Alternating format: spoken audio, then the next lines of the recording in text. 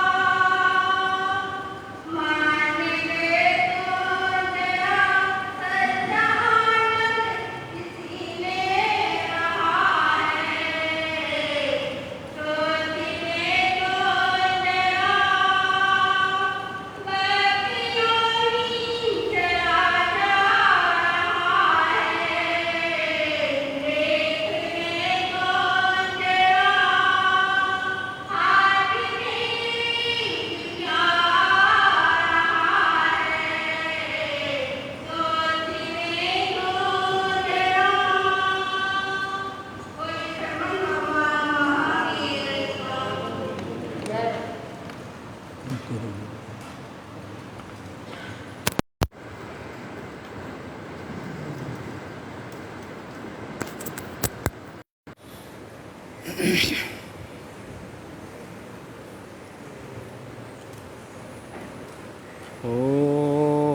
लाख बार प्रणाम तुम्हें हे वीर प्रभु भगवान तुम्हें मुनि दर्शन मुक्ति गामी की जय बोलो महावीर स्वामी की जय बोलो महावीर स्वामी की।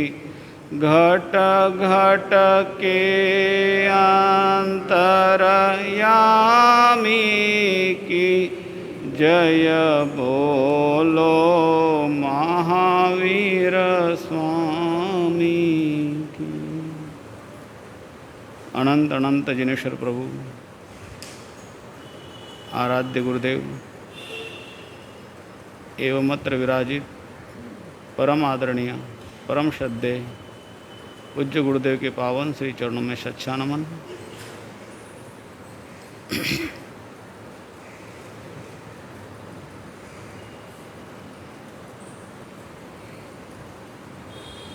विगत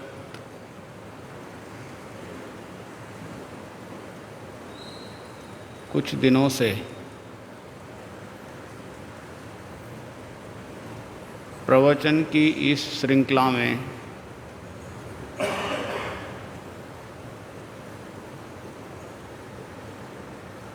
किन्हीं शब्दों को लेकर आप सभी श्रवण कर रहे हैं, जिन शब्दों का हमारे जीवन से कितना निकटतम संबंध है। वैसे शब्द तो बहुत होते हैं और ऐसे अनेक शब्द हैं जिनमें अर्थ तो होता ही होता है, लेकिन वो अर्थ हमारे लिए कितना उपयोगी है या अनुपयोगी है, ये जब हम ग्रहण करते तब हमें समझ में आता है। तो कुछ दिनों से हम दो शब्दों को लेकर चर्चा चल रही थी हमारी। पहला शब्द है योग। चित्त की वृत्तियों का निरोध करना ही क्या कहते हैं? योग कहते हैं। और बुद्धिज्ञ यानी बोध को प्राप्त करना चाहिए। अगर हमने देखा तो ये दोनों ही बातें बिल्कुल समान रूप में एक नज़र आती है। बोध को प्राप्त करना चाहिए, या उसे ऐसे कह सकते हैं कि चित्त की वृत्तियों का निरोध करना चाहिए।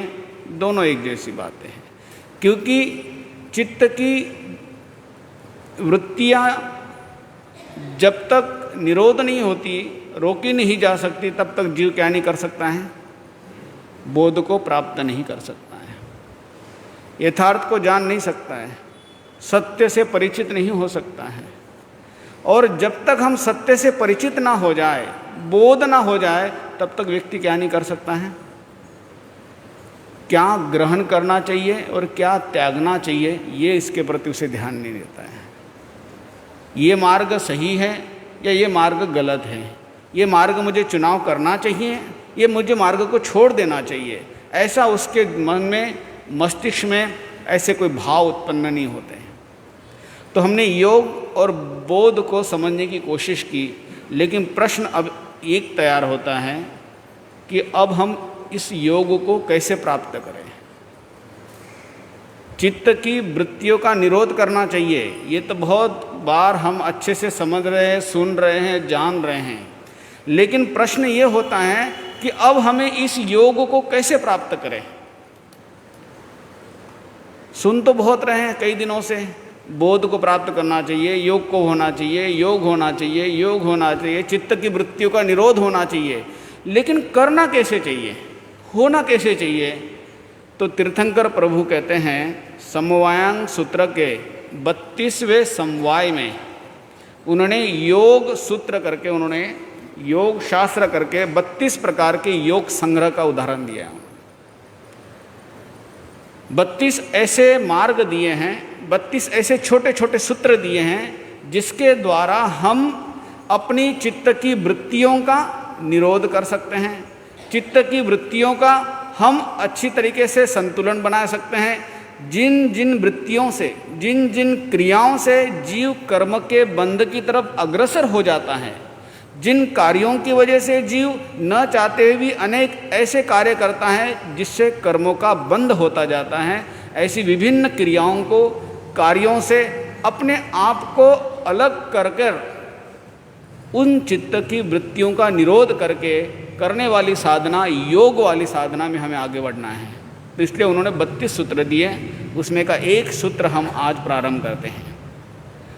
पहला सूत्र है आपत्सु दृढ़ धर्मा। प्राकृत में है आपत्सु, आपत्सु दृढ़ धर्मा।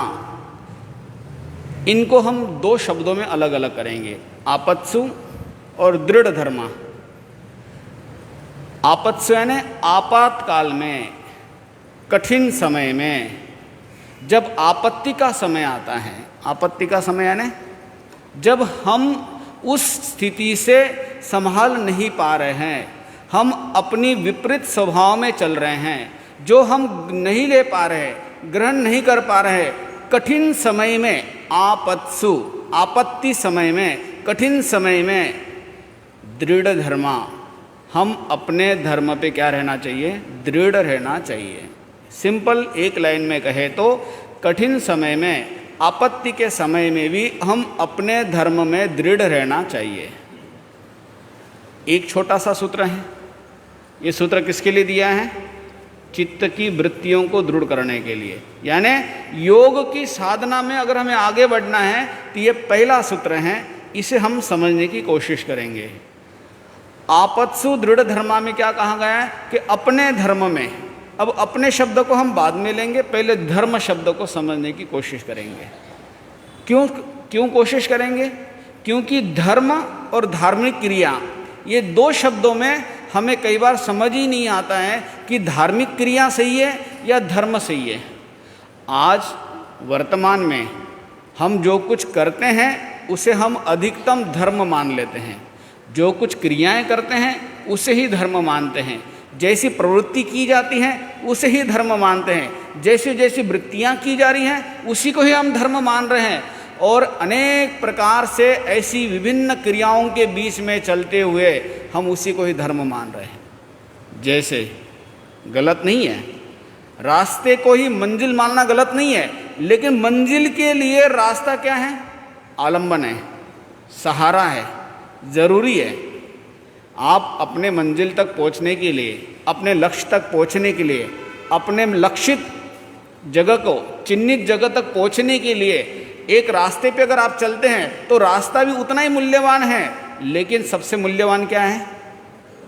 लक्ष्य मूल्यवान है हमारा, जो हमने चिन्हित किया हुआ है वो जगह बहुत महत्वपूर्ण है। लेकिन ये देखना ज़रूरी हो जाता है कि वो रास्ता सही है या नहीं है, क्योंकि इतनी विभिन्न क्रियाएं हमारे आसपास हो रही है। हर कदम कदम पर हर कोई छोटी मोटी क्रियाओं से हमें बताया जाता है, और उस क्रिया को हम इस तरीके से बताया जाता है कि यही सर्वश्रेष्ठ क्रिया हो सकती है। तो सबसे पहले मंजिल क्या है, जब तक वो क्लियर नहीं होगा तब तक क्रियाएं क्या हैं उसे समझने में हम बहुत दूर हो जाएंगे। तो सबसे पहले धर्म क्या है, धर्म की परिभाषाएं क्या हैं, व्याख्याएं क्या है। वर्तमान में हमारे आसपास बहुत अधिक मात्रा में धर्म की अनेक प्रकार की व्याख्याएं, चिंतन, मनन, अनेक प्रकार की धारणाएं हमारे आसपास है। बाल्यकाल से लेकर आज दिन तक हर कदम कदम पर हमें धर्म के बारे में एक कोई ना कोई बात सीख दी जाती है। छोटी से छोटी आप क्रिया करो, हम कहते हैं कि नहीं ये धर्म में ठीक नहीं है, ये धार्मिक जीवन में अच्छा नहीं है, ये धर्म की परिभाषा में ठीक नहीं है, हम जो करते हैं वो धार्मिक व्यक्ति के लक्षण नहीं है। ऐसे अनेक बातें कही जाती है। इससे कभी कभी समझ में नहीं आता है कि धर्म की परिभाषा हम क्या लें। जैन दर्शन में एकदम सामान्य रूप में धर्म किसे कहते हैं, इस रूप में अगर कहा जाए तो एक छोटा सा सूत्र दिया है उन्होंने। धर्म का अर्थ होता है जो वस्तु स्वभाव धम्मो, वस्तु स्वभाव धम्मो, वस्तु का स्वभाव ही क्या है? धर्म है। अब वस्तु का स्वभाव का मतलब, जैसे कोई भी एक वस्तु ले लीजिए, अगर आप पूरे संसार को, संपूर्ण संसार को यदि जैन दर्शन की दृष्टि से हम देखें तो संपूर्ण संसार को कितने द्रव्यों में हम ग्रसित कर सकते हैं? 6 द्रव्यों की परिभाषा दी जाती है। जैन दर्शन के अनुसार 6 द्रव्यों की परिभाषा दी गई है। तो पहला द्रव्य कौन सा है? कभी 25 बोल आता है, पढ़ा है कभी? 25 बोल का 20वां बोल है कौन सा? षड द्रव्यों के 20 वेद, है ना? पढ़ लेना वापस कभी मौका लगे तो। ये जैन दर्शन का हार्ट ऑफ है। हम जो कर रहे हैं ना, बहुत सामान्य जीवन जी रहे हैं, बहुत सामान्य है, छोटी मोटी क्रिया कर ली, छोटी मोटी व्यवस्थाएं कर ली, ऐसा नहीं है। इसीलिए जैन दर्शन में पहले कहा जाता है कि पहले ज्ञान उपयोग होना बहुत जरूरी है, आपको जानना बहुत जरूरी है। आप जो क्रिया कर रहे हैं वो क्रिया आपके लिए सही है या गलत है, इसलिए पहले आप जान लीजिए, आप सीख लीजिए। लेकिन मैं कई बार देखता हूँ हम लोग जानने के पहले कोई क्रिया करने में लगे रहते हैं। एक सामान्य व्यक्ति को ये नहीं पता कि अगर उसे ये चीज़ का वस्तु का त्याग करना है तो क्यों करना चाहिए, ये तप करना है तो क्यों करना चाहिए, उसे नहीं पता है। सामान्य अगर उसे 12 अनुव्रत के बारे में चर्चा करो तो क्यों करना चाहिए पता नहीं है। किसी ने कहा ये बहुत अच्छी चीज़ है, तुरंत ग्रहण कर लेगा। ऐसा करना उसके लिए अच्छा है, एक बालक के लिए अच्छा है, लेकिन अगर आत्मा का विकास करना हो तो आपको जानना बहुत जरूरी है। तो सबसे पहले जानना जरूरी है कि ये संसार में द्रव्य कितने हैं। तो 6 द्रव्यों की परिभाषाएं हमारी दी गई है। पहला कौन सा है? धर्मास्तिकाय। धर्मास्तिकाय की क्या व्याख्या है? जैन दर्शन कहते हैं कि चलने में, जब हम चलते हैं उसमें जो गति के रूप में सहयोगी बनता है, ऐसा धर्मास्तिकाय नामक एक द्रव्य है जो हमें सपोर्ट करता है, सहयोग करता है। और धर्मास्तिकाय गति को रोकने का काम, हमें लगता है हम ही रुक रहे हैं, हम ही चल रहे हैं, ये हमारी एक प्रकार से क्या है, ये हमारा अज्ञान है। हमें लगता है कि हम चल रहे हैं, द्रव्य के रूप में देखे, बाहर से देखे तो हम चल रहे हैं, लेकिन एक प्रकार की ऐसी शक्ति है जो हमारे साथ, नेचर के साथ में चल रही है। तो जैन दर्शन ऐसा कहता है कि गति में जो सहयोग करता है उसे धर्मास्तिकाय कहते हैं, जो रोकने में सहयोगी करता है, स्थिरता का जो गुण देता है, वो कौन देता है? अधर्मास्तिकाय देता है।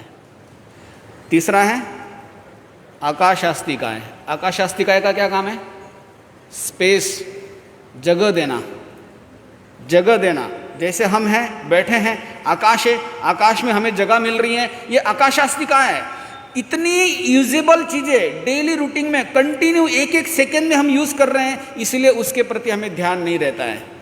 जिस प्रकार से मुंह में कितने दांत हैं, कौन सा दांत ठीक है या नहीं है ये हमें नहीं पता, लेकिन अगर एक दांत में अगर दर्द हो जाए तो जीभ क्या करेगी हमारी? बार बार वहीं चली जाएगी। शरीर बहुत स्वस्थ है, सारे अंगोपांग बहुत अच्छे हैं। अगर इस समय अगर आपको पूछा जाए कि आपके शरीर में कितने अंग है, कौन कौन से हैं, कैसे कैसे हैं, ये नहीं पता है।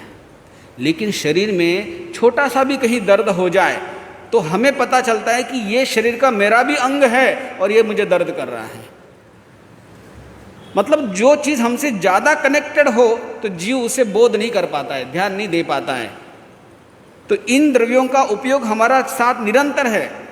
जैसे एक गिलास पूरा दूध का भरा हुआ है, पूरा दूध का भरा हुआ है, लेकिन जब हम देखें कि उसके अंदर कुछ बूंदे डाले तो वो दूध बाहर निकल के आ सकता है। लेकिन उसी दूध में 1 चम्मच चीनी डालते हैं तो चम्मच की चीनी जाएगी या नहीं जाएगी?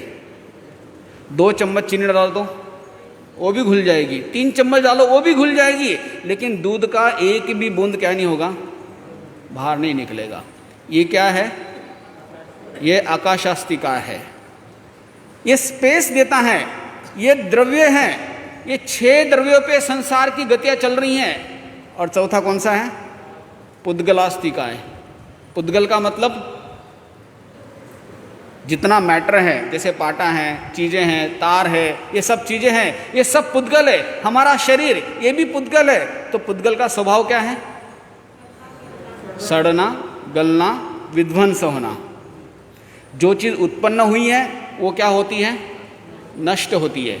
हम इतने कनेक्टेड है, हम इतने जुड़े हुए हैं, ये सब चीज़ें हमें दिखाई देती है, हमारे ध्यान में भी आता है, हमें दिखाई भी दे रहा है, हमें समझ भी आ रहा है कि पुद्गल है और ये नष्ट भी हो रहा है। जैसे कोई एक फल लेके आया घर के अंदर, 2 दिन रखा, तीसरे दिन अगर उपयोग नहीं किया तो क्या हो जाएगा? सड़ने लग जाता है, खत्म होने लग जाता है। एक वस्तु घर में लाई, 10-15 दिन, महीना भर, 6 महीना, 12 महीने तक रखी, वो भी नष्ट होने लग जाती है।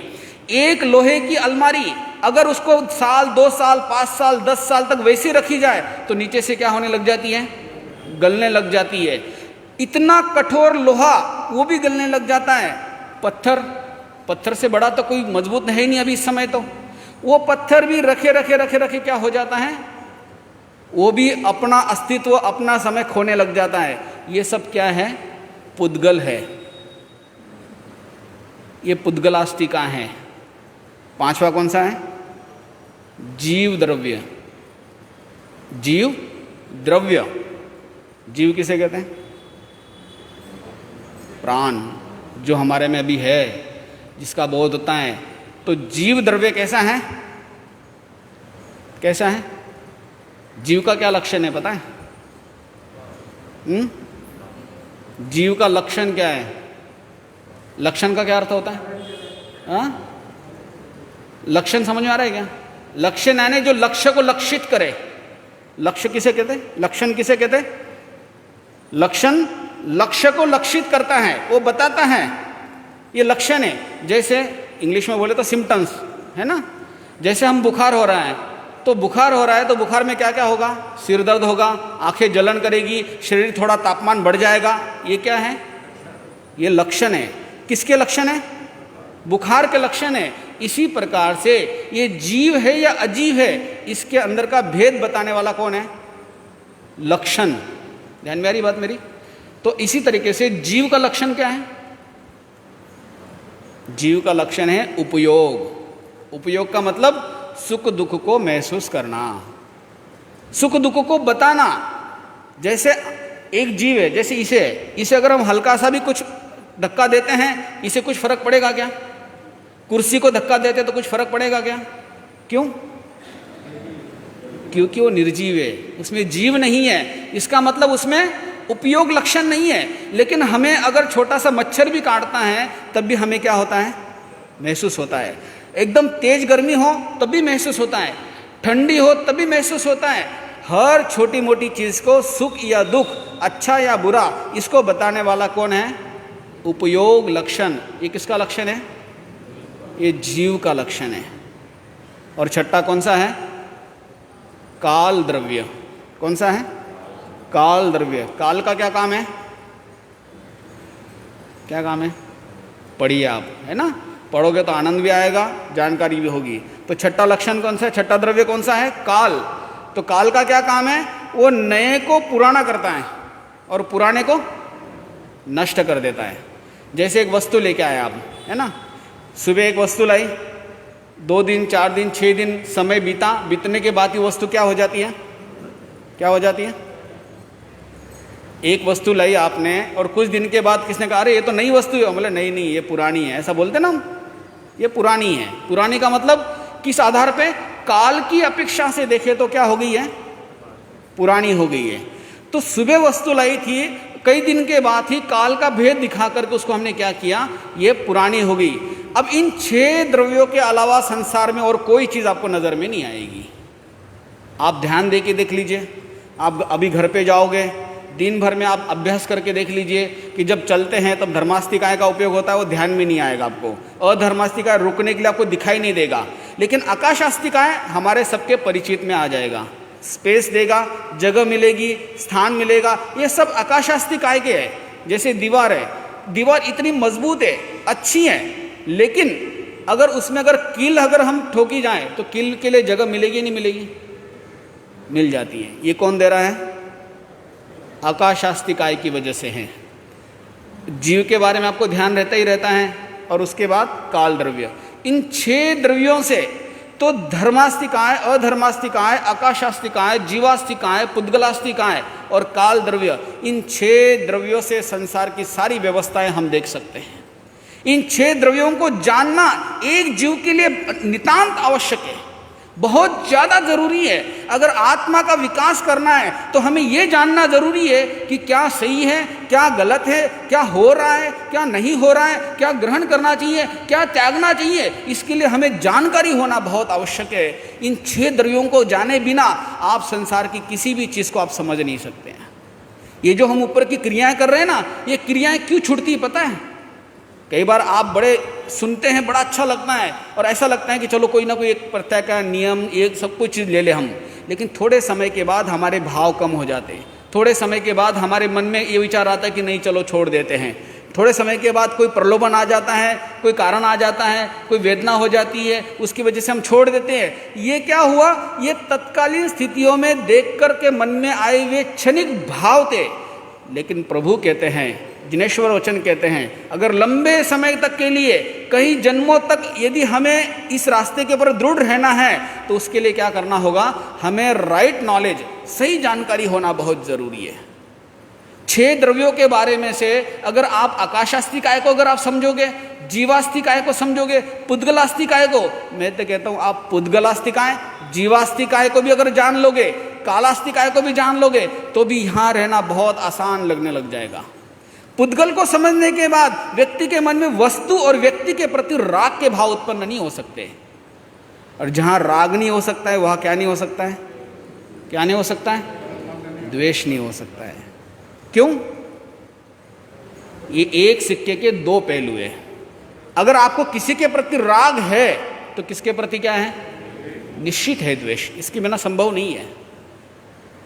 एक के प्रति राग है तो दूसरे के प्रति निश्चित आपके मन में द्वेष आएगा। अगर आपको पुद्गलास्तिकाय अगर डिटेल में अच्छे से समझ में आ जाता है तो आपको धीरे धीरे करके आप और आपके आसपास की चीजें, वस्तुएं ऐसी जीवन बन जाएगा धीरे धीरे करके कि आपको उन वस्तुओं के प्रति कोई विशेष लगाव नहीं रहेगा और व्यक्तियों के प्रति भी कोई विशेष नहीं रहेगा। आप व्यवहार तो बहुत अच्छा निभाओगे, इतना अच्छा व्यवहार निभाओगे, लेकिन आप उससे क्या रहोगे? बिल्कुल अलगाव में रहोगे, दुराव में रहोगे। इसी को ही इंग्लिश में कहे तो डिफरेंस साइंस कहते हैं, इसी को ही भेद विज्ञान कहते हैं, इसी को ही सामायिक कहते हैं, इसी को ही आराधना कहते हैं। और जो ऐसा जीवन जिए वही धर्म कहलाता है। जो ऐसा जीवन जिए वही धर्म कहलाता है, क्योंकि ये क्या है? ये हमारा स्वभाव है। ये हमारा स्वभाव है, वस्तु का अपना स्वभाव है। जैसे अग्नि है, अग्नि का गुणधर्म क्या है? हाँ, अग्नि कैसी है? उष्णता, ताप, है ना? ये क्या है उसका? ये उसका स्वभाव है, ये उसका गुण है, ये उसका धर्म है। जल है, जल को एकदम बिल्कुल 100 डिग्री से भी ज़्यादा तापमान दिया जाए, बहुत अच्छे से उबाल के गर्म कर दिया जाए, लेकिन थोड़ी देर में क्या होता जाएगा? वो क्या होता जाएगा? शीतल हो जाएगा। तो शीतलता जल का क्या है? स्वभाव है। इसी तरीके से सड़ना गलना ये पुद्गलास्तिकाय का क्या है? स्वभाव है। जीव का क्या लक्षण है? उपयोग लक्षण है। वो सुख दुख को महसूस करता है, जो सही है उसे ग्रहण करना चाहिए, ये हमारा गुण धर्म है। जो गुण है, आप देखिए छोटे से छोटे जीव में भी अगर सही में गुण धर्म है जीव का, तो उसमें भी दया, करुणा, प्रेम, स्नेह, अपनत्व दिखाई देता है। ये हमारा क्या है? स्वभाव है, ये हमारा धर्म है। और ऐसे धर्म को जो धारण करें उसे धार्मिक कहते हैं। ध्यान में आ रही बात मेरी थोड़ी थोड़ी? तो जिनेश प्रभु ने क्या कहा है कि अगर हमें चित्त की वृत्तियों का निरोध करना है, अगर हमें योग में जाना है, योग को उच्च बनाना है, अगर हमें योग के रास्ते पे आगे बढ़ना है, तो उसके लिए 32 सूत्रों का उन्होंने बताया है। उनमें से पहला सूत्र कौन सा है? आपत्सु दृढ़ धर्मा। आपत्ति के समय भी, आपातकाल में भी, कठिन समय में भी अपने धर्म के प्रति क्या रहना चाहिए? दृढ़ रहना चाहिए। इस बारे में हम थोड़ा और चिंतन करेंगे। आज इतना ही। ओम शांति।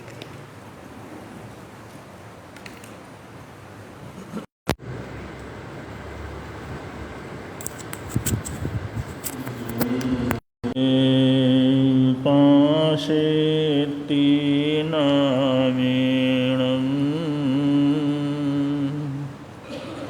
और आलोक पूयो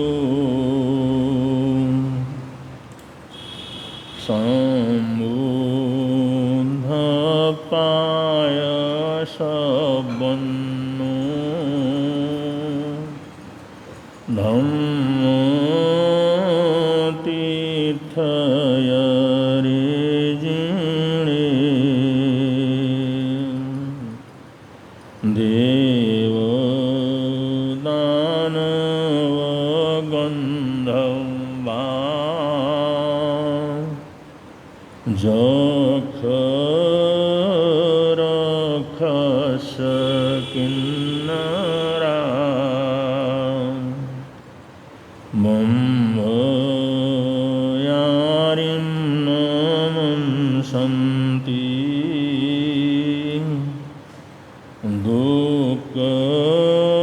दुःखरायं करन्ति ते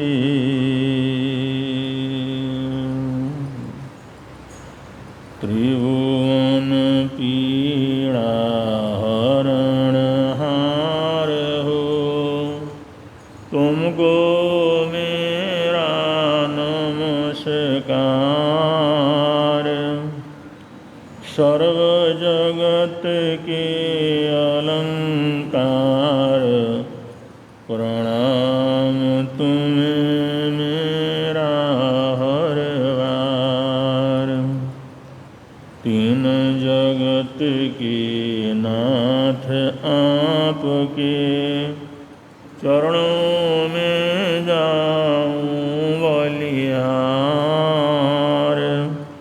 भवसागर के शोषण करता तुमको वंदन बारंबार भवसागर के शोषण करता तुमको वंदन बारंबार।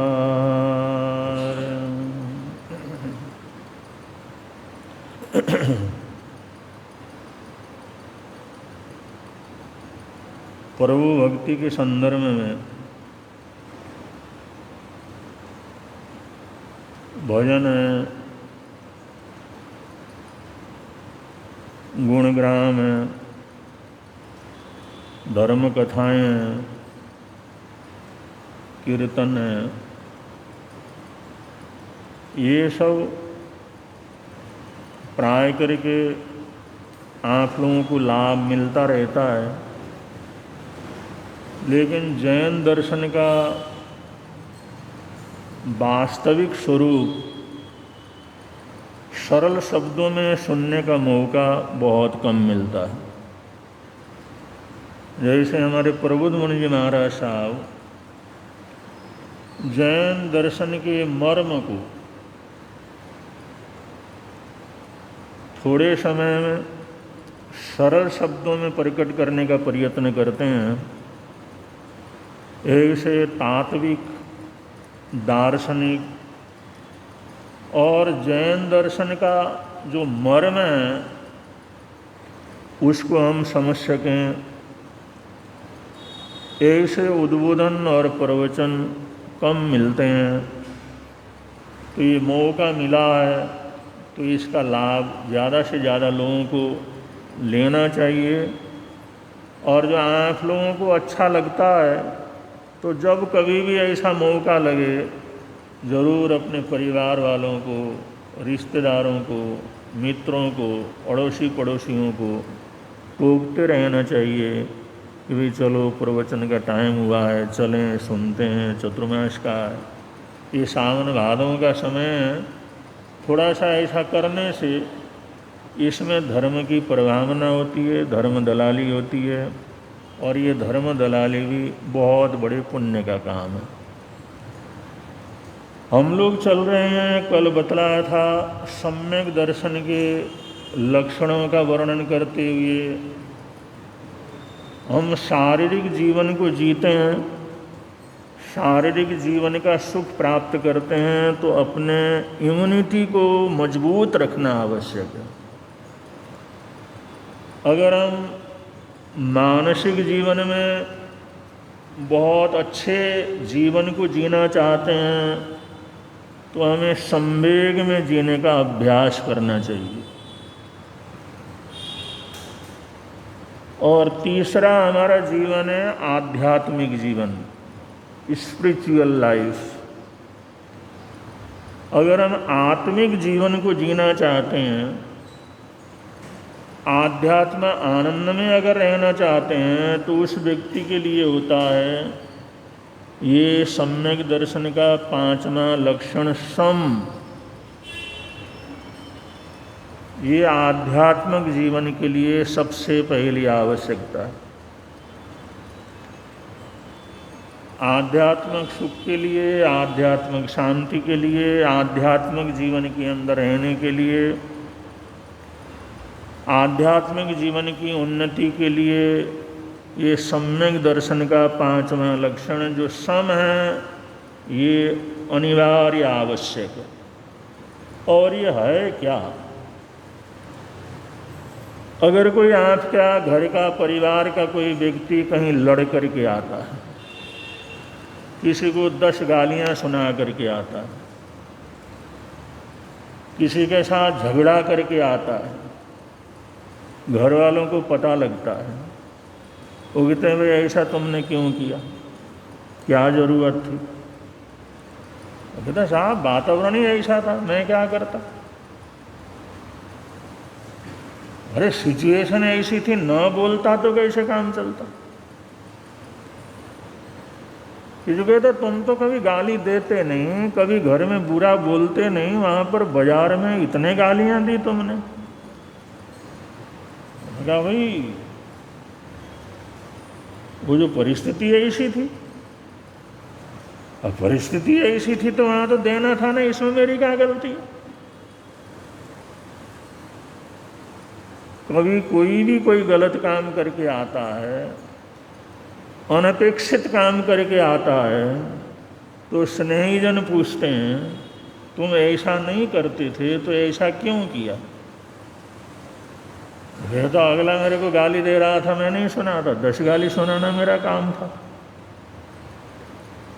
अब ऐसा काम कर रहा था तो वहाँ पर न बोलता तो कैसे काम चलता, न करता तो कैसे काम चलता? वहाँ तो मुझे थप्पड़ मारना ही मारना था। मतलब हम लोग हमेशा सिचुएशन से प्रभावित होते हैं, वातावरण से प्रभावित होते हैं, या परिस्थितियों से प्रभावित होते हैं। हम कहते हैं हमारा ऐसा दोष ही नहीं, परिस्थिति ऐसी थी, वहाँ ये लड़ना मेरी मजबूरी थी। अगर नहीं लड़ता तो लोग क्या कहते? अगर शुरू में इस प्रकार से अगर मैं क्रोध न दिखाता, मारपीट न करता, तो आगे अपना काम कैसे चलता?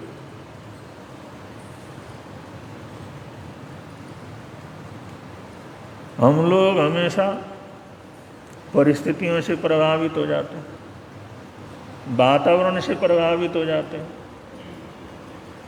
सिचुएशन से प्रभावित हो जाते हैं, अगले के किसी कार्य से प्रभावित होते हैं, एकदम प्रतिक्रिया कर उठते हैं।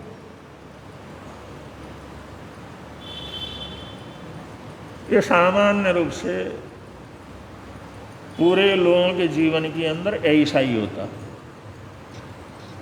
बता साहब, जब सब समय ऐसा आया तो नहीं करेंगे तो कैसे काम चलेगा? अरे तुमने वहाँ चोरी की, टैक्स की चोरी की, ये नहीं किया, फलाना नहीं किया। अरे सारे चोर हैं, नहीं करेंगे तो काम कैसे चलेगा? झूठ नहीं बोलेंगे, काम कैसे चलेगा? अगर ऐसे सारे बाजार में ये हालात है, अगर हम सुधर करके चलें तो अपना काम धंधा कैसे चलेगा? हम बाजार के मुताबिक प्रभावित हो जाते हैं, सिचुएशन के मुताबिक प्रभावित हो जाते हैं, वातावरण का हमारे ऊपर बहुत बड़ा प्रभाव पड़ता है, परिस्थितियों का हमारे ऊपर बहुत बड़ा प्रभाव पड़ता है। अगर हम इन किसी भी चीज़ से प्रभावित न हो, कैसा भी सिचुएशन हो, कैसा भी वातावरण हो, कैसा भी क्रियाएं हो रहे हों, कैसी भी परिस्थिति से गुजर रहे हों, लेकिन उसका हमारे ऊपर कोई प्रभाव न पड़े, हम अपने आप में रहें। हमने क्रोध नहीं करना है तो नहीं करना है, झूठ नहीं बोलना है तो नहीं बोलना, गुस्सा नहीं होना है तो नहीं होना है, गाली गलौज नहीं करना है तो नहीं करना। कैसी भी परिस्थिति आए उस परिस्थिति में हम अपने स्वभाव से, अपनी शांति से कभी भी बाहर नहीं निकलते। इस हालात को कहते हैं सम। ये सम्यक दर्शन का ये लक्षण है सम। तो ऐसी स्थिति आ जाती, ऐसा वातावरण आ जाता। उन परिस्थितियों को हम प्रभावित करते हैं, लेकिन परिस्थिति हमारे को प्रभावित नहीं कर सकती। दूसरे काम करने वाले को हम अपने हिसाब से प्रभावित कर लेते हैं, उससे प्रभावित नहीं होते। न किसी देश से प्रभावित होते हैं, न किसी काम से प्रभावित होते हैं, न किसी मौसम से प्रभावित होते हैं, न किसी वातावरण से प्रभावित होते हैं, न किसी परिस्थिति प्रभावित होते हैं। कोई परिस्थिति हमारे को गलत करने के लिए मजबूर नहीं कर सकती। ऐसी अवस्था, अब ऐसी अवस्था आए और क्या चाहिए, ये हम यहाँ पर वर्णन कर रहे हैं। सम्यक दर्शन हमारे जीवन के अंदर बढ़ता जाता है तो कैसे कैसे लक्षण हमारे जीवन के अंदर प्रकट होते हैं। अब ऐसा वातावरण पैदा प्रकट हो जाए, ऐसी स्थिति के अंदर आ जाए, तो फिर हम एक बार सम्यक दर्शन प्राप्त होने के बाद फिर कभी मिथ्यात्व की तरफ लौट करके नहीं जाते, रिवर्स नहीं होते। फिर जी एक इंद्रिय दुनिया को जीत के आए, अब वापस जाने का कोई सवाल नहीं है। त्रियंच गति के अंदर घूम के आए, अब वापस जाने का कोई सवाल नहीं। बहुत अपन अशुभ मनुष्य गति में से घूम करके आए, अब हम उस तरफ जाने का कोई सवाल ही नहीं। अगर हमारे जीवन में सम्यक दर्शन इस तरह से इन लक्षणों से प्रभावित हो जाए, ये सम्यक दर्शन के लक्षण जीवन के अंदर आ जाएं, तो हम रिवर्स नहीं होते, हम आगे से आगे परमात्मा के नज़दीक, प्रकाश के नज़दीक, सत्य के नज़दीक पहुंचते चले जाते हैं। अभी मिथ्यात्व के बहुत प्रकरण हैं, ये हमारा वर्णन चल रहा है चरण करणान योग के माध्यम से। अगर जीवन के अंदर मिथ्यात्व की रात्रि खत्म हो रही है और सम्यक्त्व का प्रकाश आ रहा है, तो कैसा कैसा वातावरण होता है। तो बहुत से मिथ्यात्व यहाँ आने के बाद भी कैसे हम रिवर्स हो जाते हैं, कैसे पीछे चले जाते हैं, कैसे उन्हीं दुर्गतियों के अंदर पहुँच जाते हैं, वो भी हम बीच में आएंगे, ये प्रकरण आएगा। लेकिन अभी ये आप लोगों के समक्ष चल रहा है कि सम क्या है। सम का मतलब सबसे छोटा शब्द है, लेकिन हमारी सामायिक का उत्कृष्ट स्वरूप सम है। हमारी प्रतिक्रमण का उत्कृष्ट प्रतिक्रमण सम है। हमारा पोषण है, हमारी आराधना साधना है, उसका उत्कृष्ट स्वरूप समझ ले तो सम है। सम का मतलब अब हम दुनिया से प्रभावित नहीं होंगे। कोई सिचुएशन, कोई परिस्थिति, कोई वातावरण हमारे को अब मजबूर नहीं कर सकता। हम कभी नहीं कर कहेंगे भाई मजबूरी थी, क्या करते भाई, सारे ऐसे थे तो क्या करते, अरे वहाँ न करते तो कैसे होता।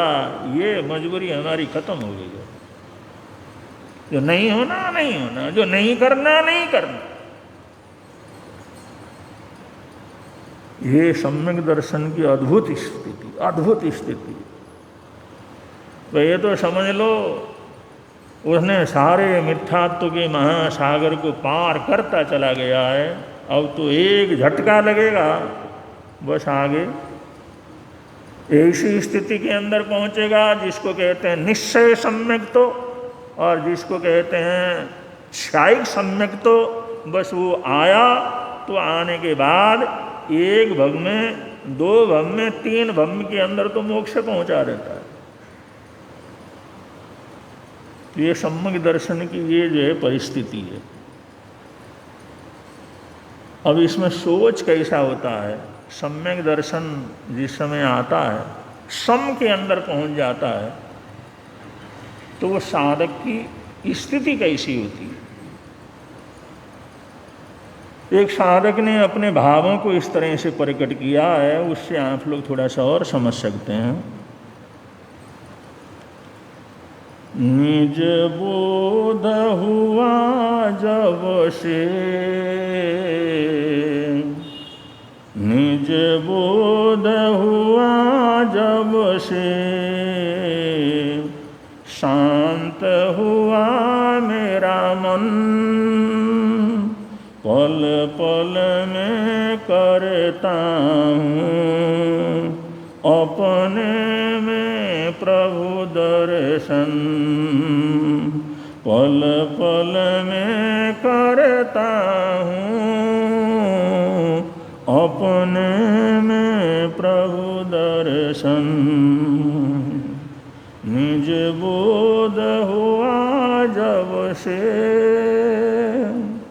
निज बोध हुआ जब से, शांत हुआ मेरा मन, पल पल में करता हूँ प्रभु का प्रिय दर्शन, पल पल में करता हूँ प्रभु का प्रिय दर्शन। कोई क्या कहता है, कोई क्या कहता है, मुझको परवाह नहीं, कोई क्या कहता है, मुझको परवाह नहीं, कोई क्या करता है,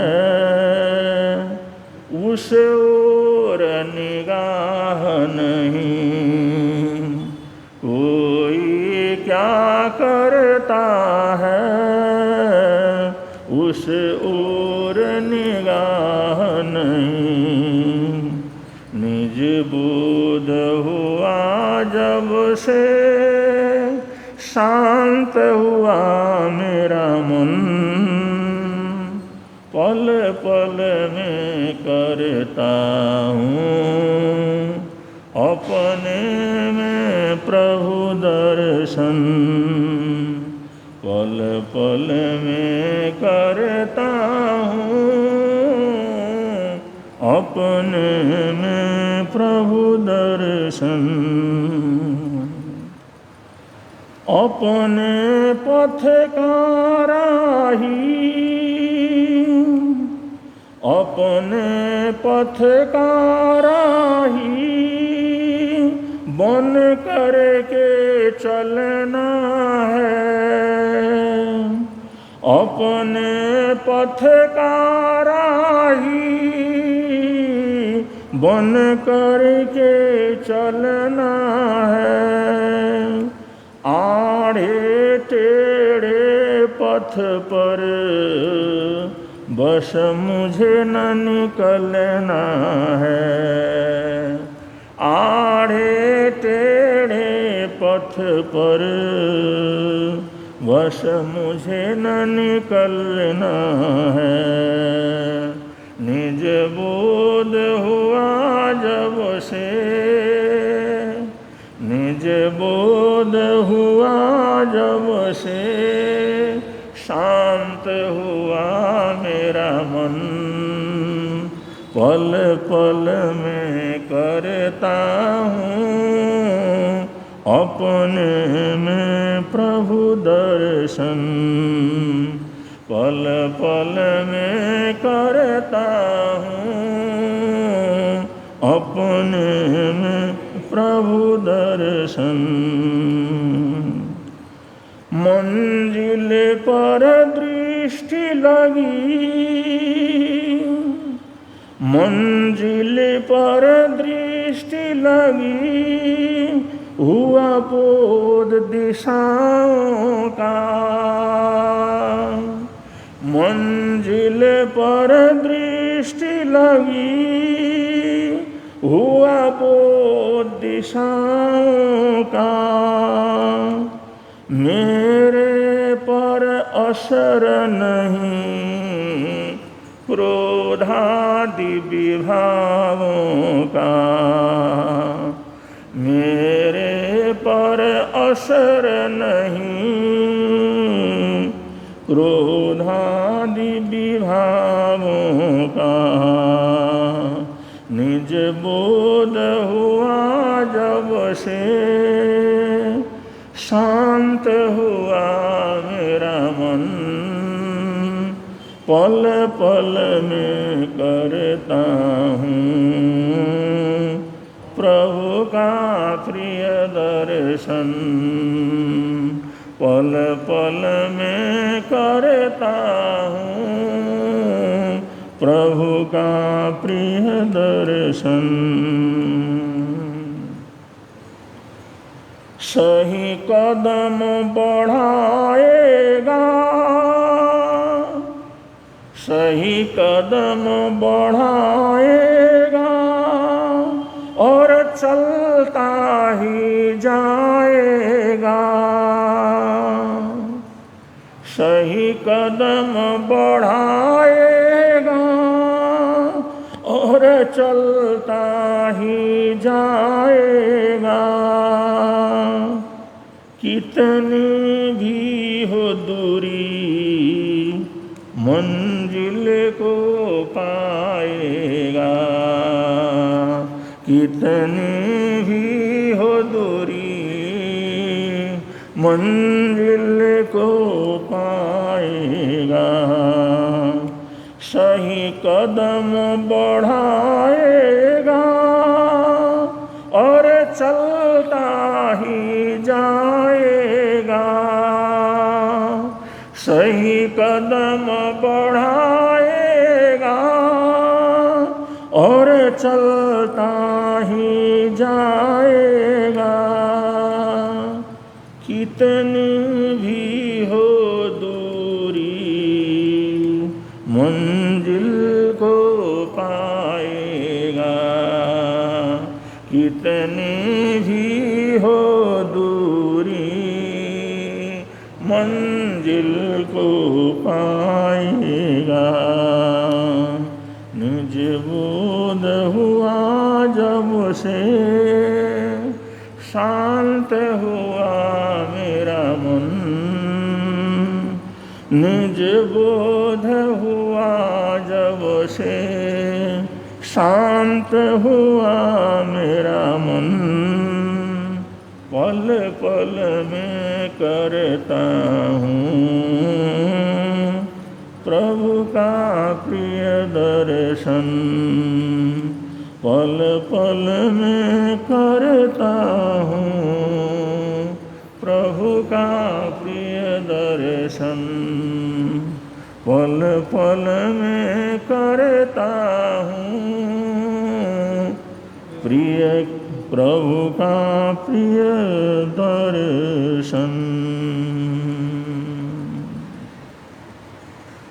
ये भाव, ये सोच, ये जीवन और ये जीवन को जीने का तौर तरीका हो जाता है जब हमारे जीवन में सम्यक तो गहरा हो जाता है, सम्यक दर्शन गहरा हो जाता है।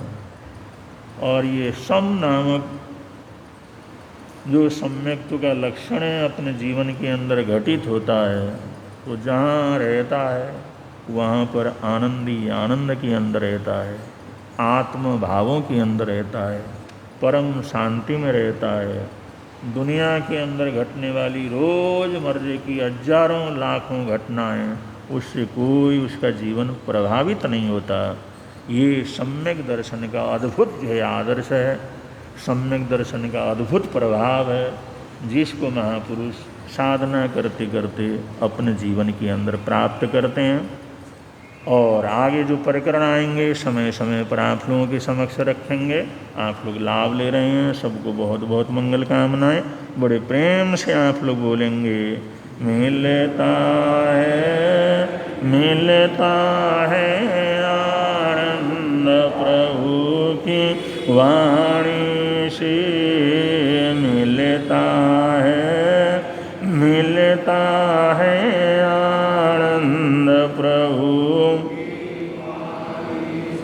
धर्म लगता प्यारा प्यारा, धर्म लगता प्यारा, पापों की वह बहती धारा, पापों की वह बहती हो जाती है बंद प्रभु की वाणी से, हो जाती है बंद प्रभु की। प्रवर तक शांति गुरुवर प्यारे, प्रवर तक शांति गुरु, जीवन नैया की रखवारे, जीवन नैया की रख। जोड़ गए संबंध प्रभु की वाणी से, जोड़ गए संबंध प्रभु की वाणी से। मिलता है आनंद प्रभु की वाणी से, मिलता है आनंद प्रभु। जिन भाई बहनों का जिस जिस परिवार में तपस्याएँ चल रही हों, एकासने की, लंबी आयमिल की या उपवास की, वो परिवारजन हमारे मंत्री जी को ज़रूर अपनी सूचना, तपस्या की सूचना लिखवा दें, जिससे उनका नाम का अनाउंसमेंट भी होता रहे, पचखाना आदि भी होता रहे और धर्म की प्रभावना भी होती रहे। ज़रूर सूचना जहाँ जहाँ पर तपस्या लंबी चल रही हो, उसकी सूचना समाज को ज़रूर आप लोग प्रदान करें। आज के एकासने व्यासने का प्रत्याख्यान, जिन भाई बहनों का आज का एकासना व्यासना हो, आज के एकासने व्यासने का प्रत्याख्यान तस्वंती पड़िकोनंदन करिए वो सरे वो सरे वो सरे। आज के आयमिल का प्रत्याख्यान, आज का आयमिल, हमारे सुभाष जी लगातार आयमिल की तपस्या को आगे बढ़ा रहे हैं और भी जिन जिन का आयमिल की तपस्या ऐसा तस्वंती पड़िकोनंदन करिए वो सरे वो सरे वो। आज का अगर किसी का उपवास हो तो उपवास का प्रत्याख्यान, आज का उपवास, आज का आयमिल है, 17वें आयमिल का प्रत्याख्यान। मधु जी लगातार आयमिल कर रहे हैं, आज 17वां आयमिल है, उनको साता रहे इसी मंगल कामनाएं। 17वें आयमिल का बचकान यंत्र सुनती पड़ी आनंदन करें त्याग वो सरे वो सरे वो सरे। आज का जो जाप है, श्री वासु पूज्य भगवान को वंदन बारंबार, श्री वासु पूज्य भगवान को वंदन बारंबार, श्री वासु पूज्य भगवान को वंदन। अब संघ की तरफ से सूचनाएं हैं, उसके अनंतर मंगल पाठ है।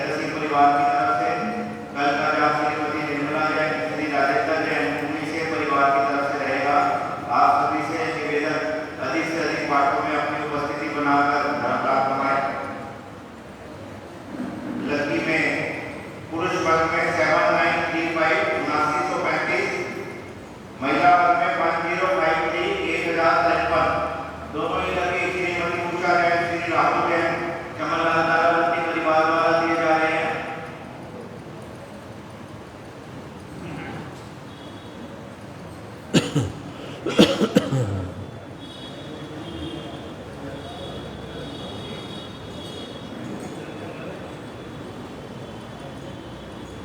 कि गुरुदेव ने सूचना दी थी, इस बार 15 अगस्त को हमारी स्वतंत्रता का अमृत महोत्सव मनाया जा रहा है।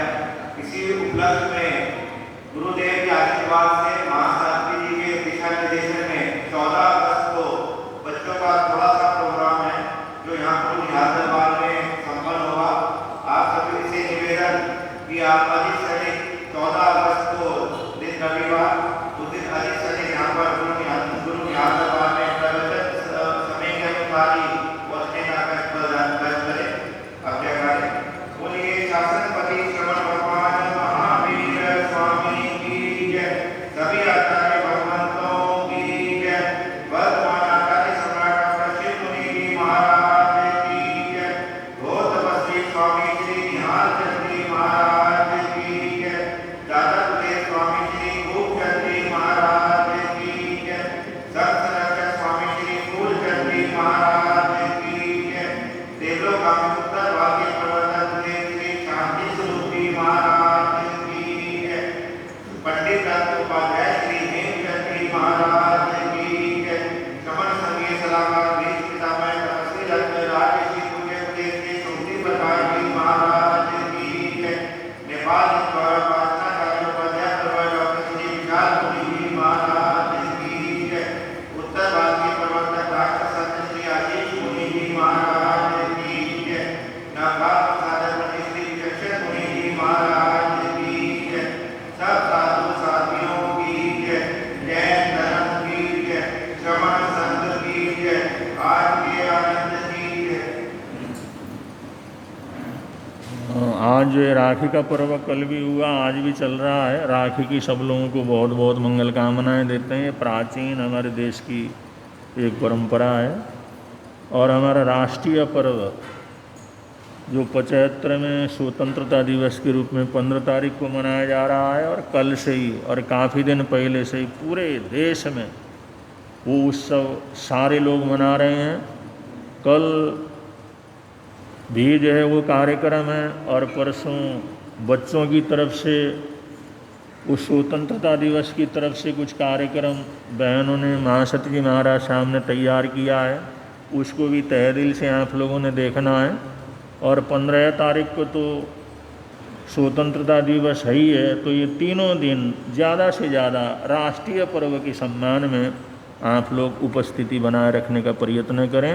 इन्हीं मंगल कामनाओं के साथ श्री चत्तारि मंगलम अर्यंता मंगलम सिद्धा मंगलम साऊ मंगलम केवली पुनतो धम्मो मंगलम। चत्तारि लोकोत्तम अर्यंता लोकोत्तम सिद्धा लोकोत्तम साऊ लोकोत्तम केवली पुनतो धम्मो लोकोत्तमो।